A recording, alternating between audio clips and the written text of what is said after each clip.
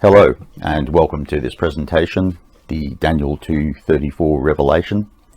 In this presentation we will be looking into the second chapter of the book of Daniel. In this chapter you will find a description of a statue.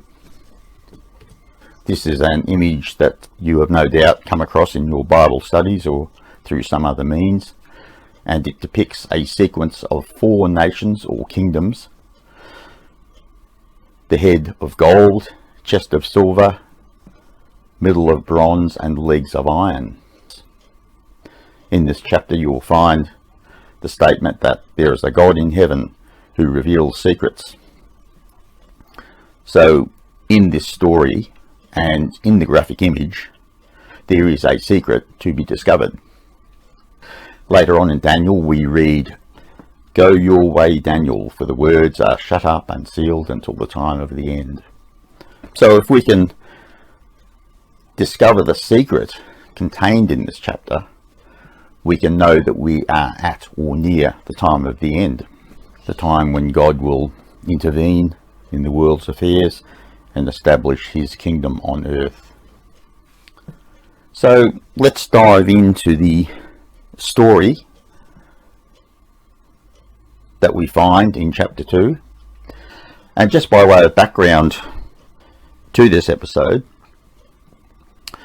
between the 6th and 8th centuries BC there were 2 Israelite kingdoms, a northern kingdom called Israel and a southern kingdom called Judah.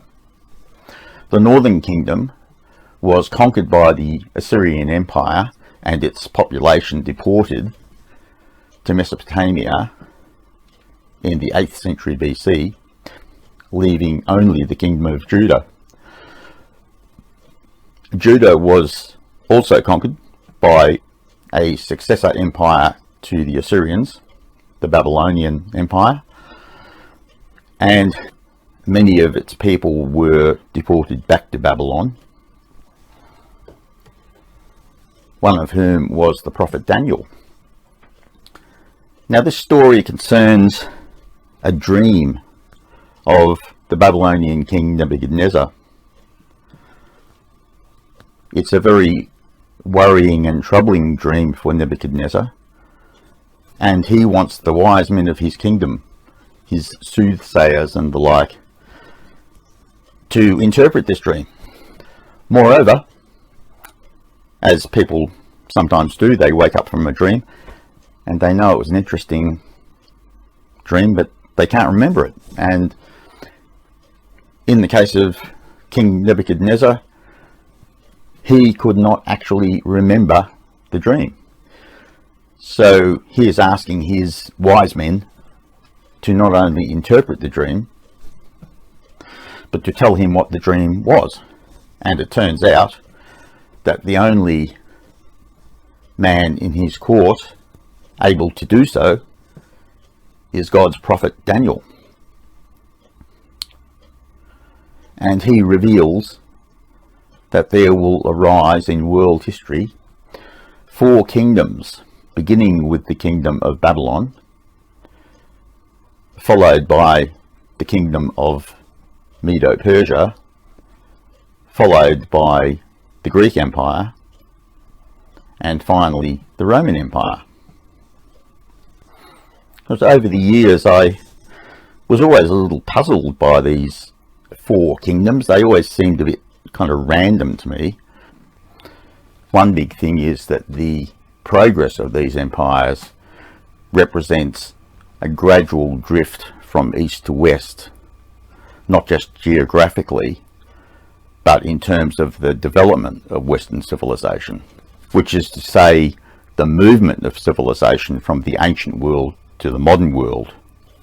But not so long ago the penny dropped that the significance of these kingdoms, of course there have been many world empires before, during and after this particular sequence of empires, but I realized that there was great significance in this particular sequence of empires because, in a manner of speaking, the 2 Israelite kingdoms of Israel and Judah were in effect God's kingdom on earth.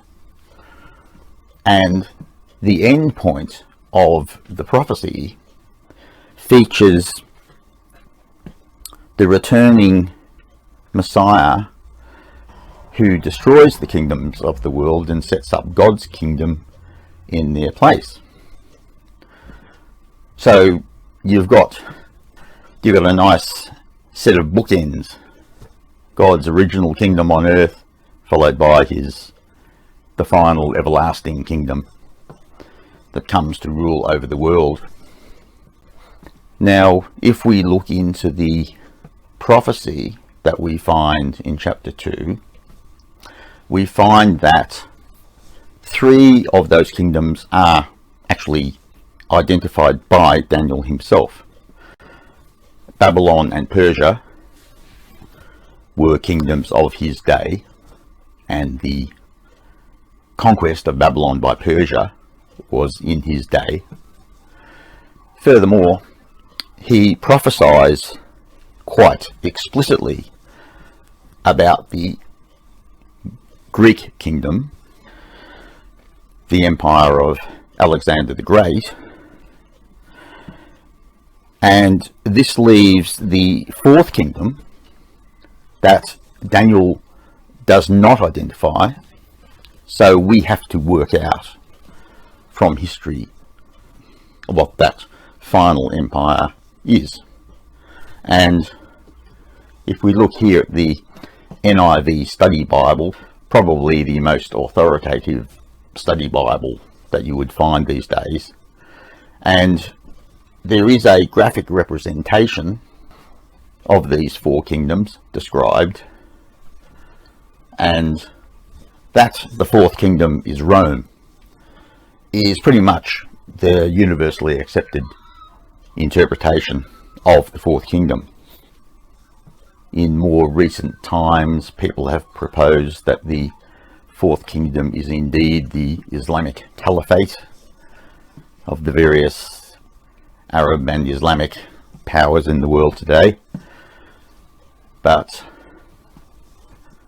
for various reasons this is rather implausible, and it would seem pretty conclusive that the 4th kingdom is indeed Rome. Now we read these words in Revelation 13 verse 4, wounded by the sword and yet lived. Now I don't propose to bring in the prophecies of Revelation here, because that is another very big subject in its own right, but the prophecies of Revelation are based very much upon the prophecies of Daniel, and the book of Revelation describes this final kingdom in the language of a beast. Now, beasts are mentioned in Daniel as well, in another part of the book. The kingdoms are described as beasts, but there's more elaboration of this in the book of Revelation.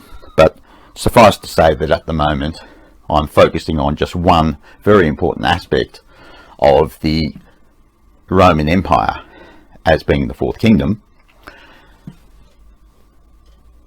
because when you look at this image you find that the world ruling empires are destroyed by the agency of a rock which smashes the statue on the feet, and the kingdoms of this world are immediately replaced by God's end time kingdom on earth. Now, of course, everybody knows that Rome fell in 476 AD. It was not immediately replaced by God's kingdom. So how do we resolve this conundrum? Well, the fact is that the final kingdom, to all appearances, was destroyed and no more back in that day. But clearly this final kingdom, the Roman Empire, must go through a series of restorations according to these words. This final kingdom must have some kind of restoration. The ancient Roman Empire undergoes a series of restorations, particularly by reference to what we know historically as the so-called Holy Roman Empire. And you may have heard the witticism of Voltaire that the Holy Roman Empire was neither holy nor Roman nor an empire. But nevertheless, in European history, there is a theme that Europeans look back on the days of the Roman Empire as being days of power and glory for European civilization, and have always sought to restore that Roman system, that Roman civilization. And you can see here proposed restorations, ideas of how Rome has been restored at different times, and the connection between ancient Rome and the Holy Roman Empire brought out quite clearly in this graphic. You have the Habsburg dynasty connected as it was with the Holy Roman Empire. Napoleon was crowned the Holy Roman Emperor, and you get overtones of this at the time of the Axis powers in World War II, and then there has arisen a modern movement to bring about a united Europe, a United States of Europe. Now, back in the 1930s, there were people who made this connection between an ancient Roman Empire and a modern form of it in the form of Hitler and the Third Reich. And so you get a connection here between the ancient Roman Empire and modern European civilization, remembering that back in the days of the Roman Empire before it fell,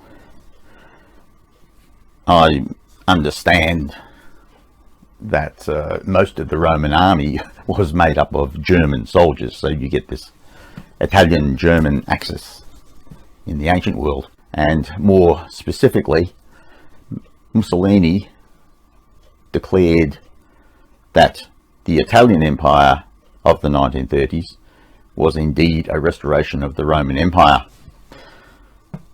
Here we see the Axis leaders utilizing the Roman salute. Now, of course, Hitler's Third Reich was not the end-time beast power, as the book of Revelation portrays it. But the really important thing was that it focused attention on a movement for European unity that was represented by Hitler, because he believed that the German race had a kind of divine mission to bring order to Europe. And so we find a modern revival of the ancient Roman Empire right down to the present time, where great efforts are being made to create a United States of Europe in effect. And that is the secret of Daniel chapter 2. Here is a book from the 1970s that was a very popular book on prophecy, where you find this idea expressed. And again, getting back to the book of Revelation, you find the end-time beast power portrayed as this frightening beast, and sitting upon this beast is a woman. And in the Bible, you find that religious organizations and churches are often portrayed as a woman, the bride of Christ, and that is a Catholic bit of terminology to refer to the Catholic Church as the bride of Christ, which is mentioned in that there will indeed be a bride of Christ at the time of the end, and the Catholic Church sees itself filling that role. In the Old Testament you find the Israelite kingdoms of Israel and Judah portrayed as young women, and this woman riding this beast, the harlot, in fact,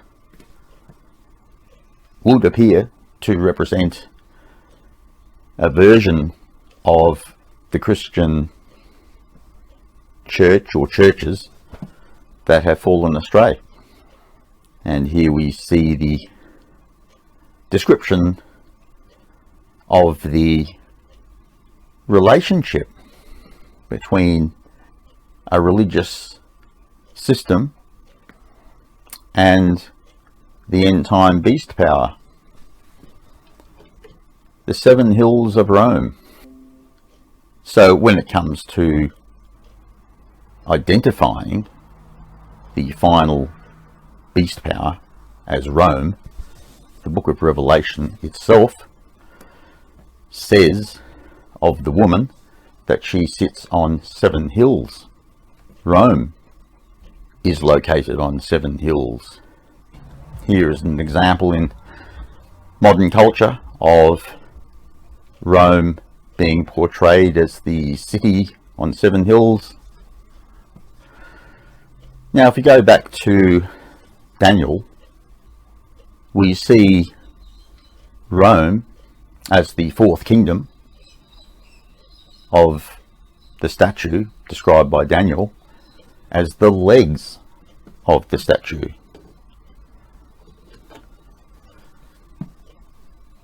The Roman Empire was centered in Italy and has the shape of a human leg, just as you might expect, given that that's how Daniel described it. And it gets even more interesting because there wasn't just one leg, there were 2 legs. And as you may or may not know, the ancient Roman Empire was indeed divided into 2 parts, just as indicated in the image. And I might say in passing that if you look at the statue of Daniel and the human body is a symmetrical organism of 2 arms and 2 legs, and the kingdoms described in Daniel, from the head down you get this division into 2 parts. And indeed, when you look at the kingdoms described in the prophecy, the kingdom that overthrew Babylon, we call it Persia, it was actually Medo-Persia. You find that duality there. And the kingdom that overthrew Medo-Persia was Greece. The Bible says that when Alexander's empire fell, it went to 4 of his generals. That's 4, not 2. But historically, the successor kingdoms of Alexander's empire turned out to be the Seleucid kingdom of Anatolia and the Ptolemaic dynasty of ancient Egypt. So there also you find this duality. And then Rome, divided into an Eastern and a Western empire, as you can see here depicted on this map.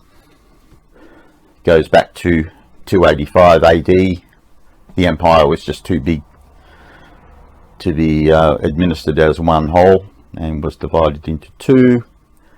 Now this gets interesting as well, because the eastern part of the Roman Empire became what we know as the Byzantine Empire. Its capital was Constantinople, which was called the Rome of the East. And what do we find? That Constantinople also was built on 7 hills. And as I have mentioned, the Holy Roman Empire, the historic Roman Empire, becomes very closely associated with the Roman Catholic Church.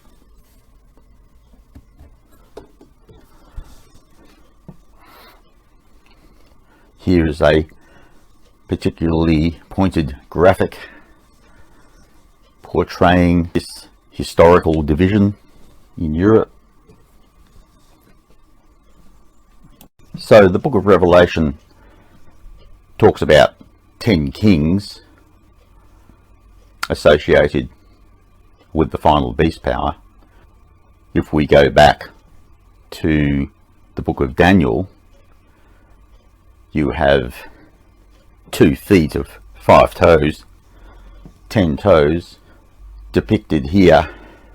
The implication of 1 foot representing the western part of the beast power, and the left leg, the eastern part, going back to the point that I made before, that the final kingdom of Daniel cannot have fallen and been replaced by the kingdom of Messiah back in ancient times, because that just didn't happen.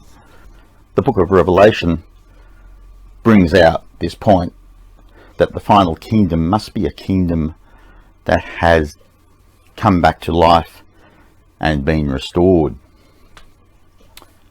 And so the 10 toes of Daniel now become 10 nations of modern Europe. And historically, over the centuries since the ancient Roman Empire, you could not have had this division occurring, because Eastern Europe was generally under the control of empires and was not composed of individual states. You had the Russians, Mongols and the Ottomans controlling that part of the world from the most ancient times. So we'll just have a look at the wording of Daniel's prophecy about the 10 toes being 10 kingdoms, which would be 10 modern nations. So the base of the image is unstable at its feet, made up of a mixture of nations and peoples, so that it is partly strong and partly weak. Now, all through European history, from the days of the Roman Empire, you have had this fundamental division between East and West. In the modern historical era, this was represented by the domination of Eastern Europe during the Cold War by the Soviet Union, the Soviet Empire. So here we see some graphics culminating in a union of European states to be ruled over, as Hal Lindsey put it, by a future Führer. So the portrayal of Eastern Europe as the eastern leg, the foot with 5 toes, 5 European states, couldn't really happen until the most recent period of history. But then it was firmly under the control of the Soviet Union, and nobody in their right mind could have imagined the states of the Soviet Empire coming out from behind the Iron Curtain. But this is what happened in 1989 with the fall of the Berlin Wall, that led directly to the fall of the Soviet Union and European communism. Surely a prophetic event, because now you had nations in Eastern Europe that could join with nations of Western Europe to form a European confederation if they so desired. Now, here we see something more of the influence of the ancient Roman Empire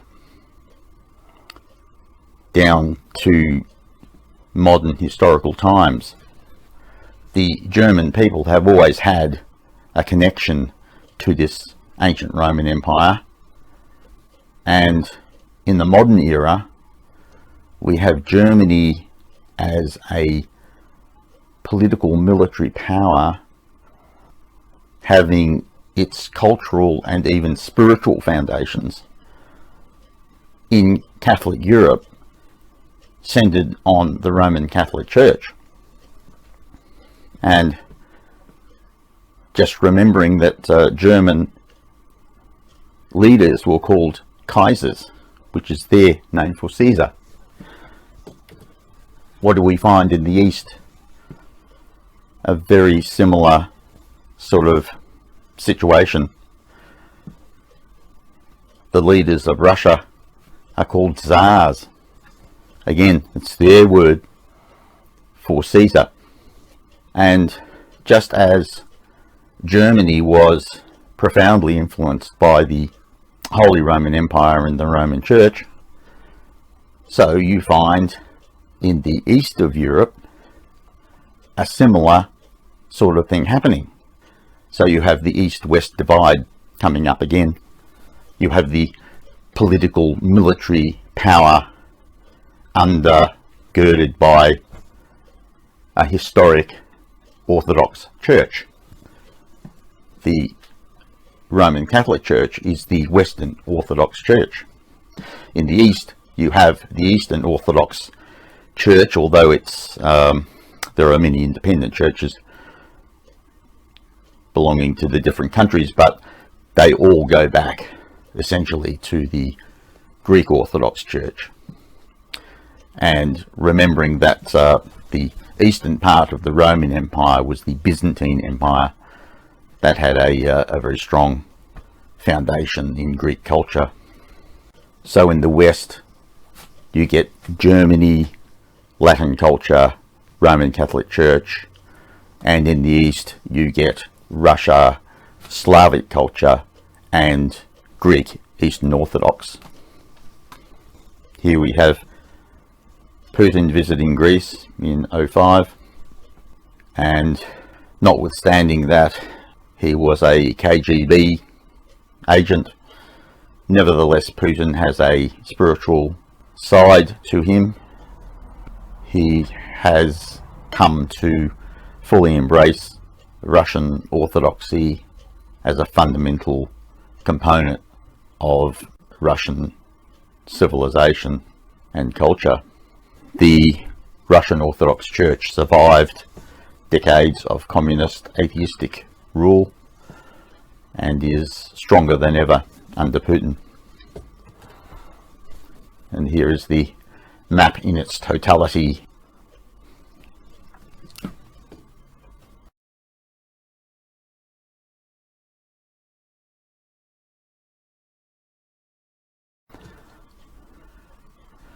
Here's a map of Catholic versus Orthodox Europe. So you can clearly see here the historic duality of Europe.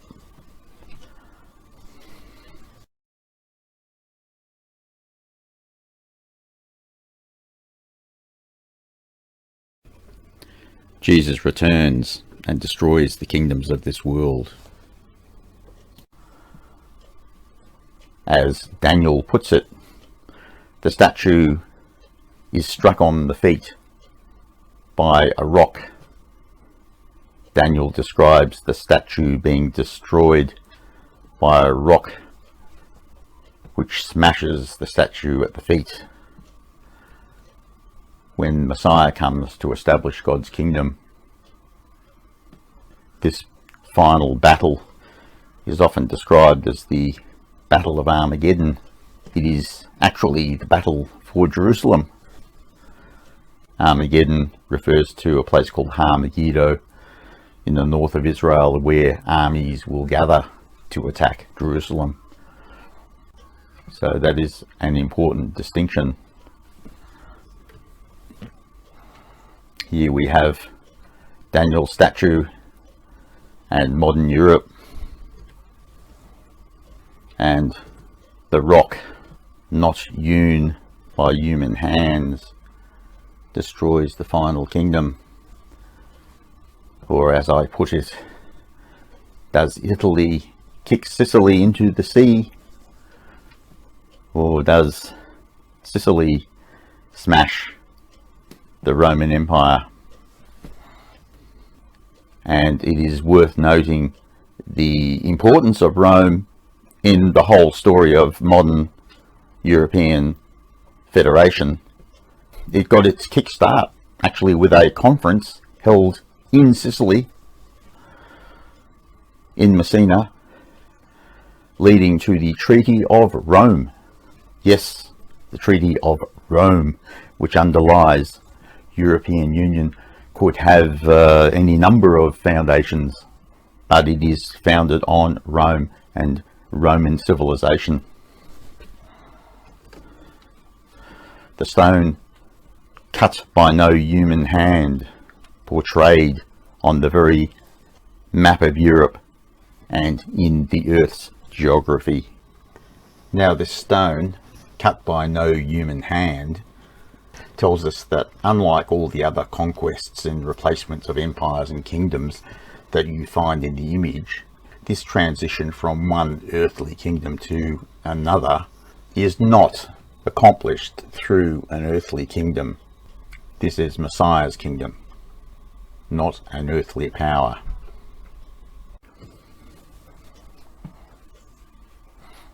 And here we see in this map of Europe the exact wording of Daniel's prophecy played out in the Italian peninsula. The boot of Italy smashed by the rock of Sicily. It is a sign, the stamp of God on the world that he created. This not only proves the existence of a supreme being who can engineer that feature of the earth's geography, but specifically the Judeo-Christian God in whose word we get this prophecy depicted. So here we return to the theme that the final kingdom, the final beast power, representing the kingdoms of man, is destroyed and immediately replaced by God's kingdom on earth.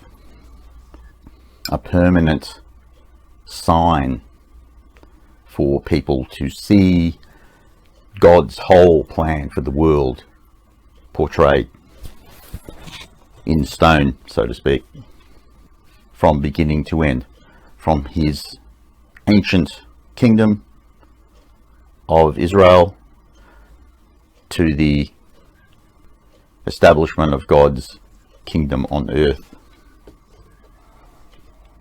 And only a supreme God could do this, not the machinations of man. So I call this the stamp of God on the world. If you were walking along and saw a beautiful work of art, and it has in the bottom right hand corner Rembrandt, well, you know one thing for sure: this did not just come into existence by itself. So the thing we know about this masterpiece is that it tells us that it had a creator.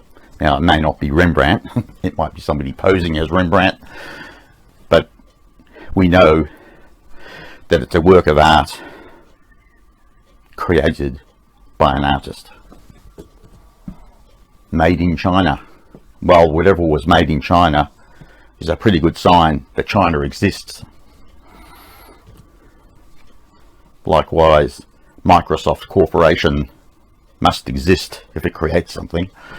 At least as far as I can see, these things logically follow that a created thing proves the existence of the creator. And Daniel's prophecy, the most important prophecy in the Bible, well, some people might dispute that, but it is a fundamentally important prophecy because it represents God's entire plan for the world and the human race. And what could be more fundamental than God's eternal kingdom on earth replacing the evil system of this present world? This is our immediate future, according to Bible prophecy, the prophesied end-time calamities, the destruction of the world in the days of the beast power. Not a pretty picture. And when these end-time disasters occur, a lot of people are going to be wanting answers from people who know and understand what's going on.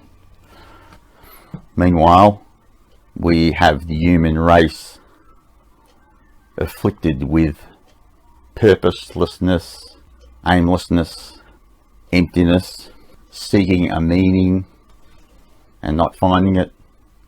Record rates of the incidence of depression and even suicide, especially among young people living in a spiritually empty society. So people lack a meaning in life. But here we have a sign that God is near and God is here. And with that, I will end this presentation. Thank you for watching.